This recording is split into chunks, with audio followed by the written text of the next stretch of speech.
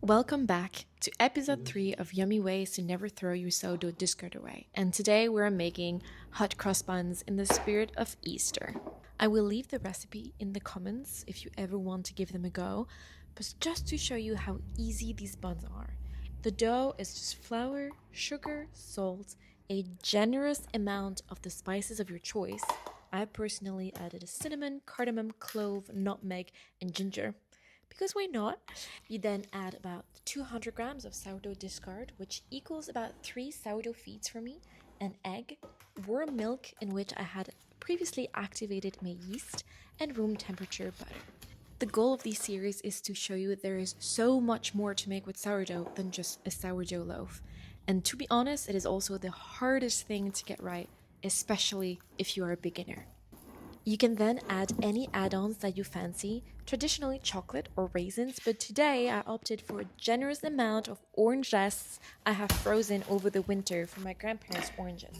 The flavor is just so much more intense than any store-bought oranges, so I stock up on it every year.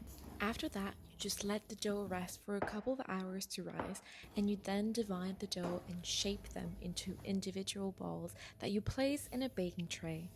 I chose to let them cold-proof in the fridge overnight, first because it worked for my timeline, but also because I find that it helps develop the sourdough flavor. The biggest mistake I made on my first attempt at a sourdough starter a couple of years ago is to think that I could only make bread. Please don't make that mistake. You can add sourdough discard in basically any baked good, and it adds that characteristic tang and fluffiness of the sourdough without all of the headache and the fuss. Anyway, but back to our buns. The next morning, you take them out of the fridge and pipe the crosses on top, which is basically a mix of equal parts flour and water, and then you bake. I also chose to brush my buns when they came out of the oven with rose jam to give them shine and a subtle floral flavor, but apricot jam works beautifully here too. And then you're ready to serve. Look at how shiny and beautiful. It was the first time I attempted this recipe, and it was a hit. I will leave you with images of my family enjoying them to prove my point, and I'll see you soon. C'est magnifique. Qui veut une brioche? C'est juste pour dire. Non, c'est bon. La glace elle est bonne aussi.